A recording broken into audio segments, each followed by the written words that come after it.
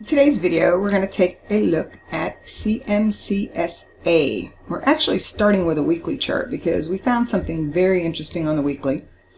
And actually one of my subscribers found it first and showed it to me. And that was that one of these swings looked a lot like the other. Let's see if I did this right. Yeah, close enough. Okay, so we had a decline. That was like $7.49, very similar to this decline of $7.40.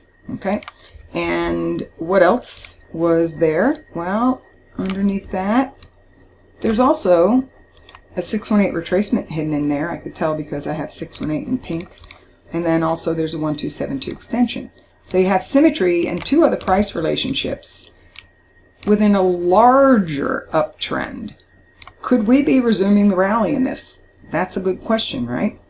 Well, you've already bounced off of this area. Do you really want to buy it here and risk to underneath here? No, and you don't have to. So I'm going to show you how we would look at getting in on a pullback, because this is not really an awesome chart, especially, you know, if you look at the daily chart, you're way below the 200, you're below the 50. But with what I explained on the weekly chart, don't you think there might be potential for a more important low? But you don't want to risk a whole lot of money. So how do we do it? We take it down to a 30-minute chart.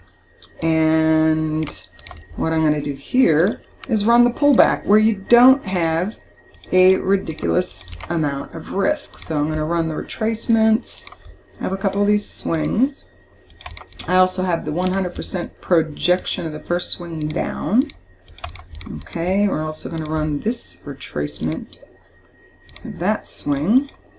We're going to run an extension.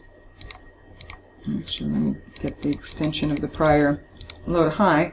And then this way, you know, in the context of a bigger picture decision, we have a very short-term zone or area that you can look to take a trade against, and you can define your risk underneath it.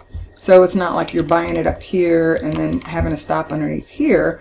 You're going to allow it to pull back into this support, which it is actually doing at this point.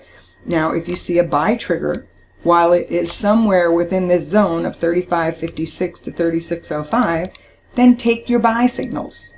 And you can then either define your risk underneath the low end of this zone, underneath the 35.56 area, or, like let's say for example, if you zigzag into this support and then you start seeing a buy trigger, you can actually place a stop underneath the low that's made prior to your buy signal.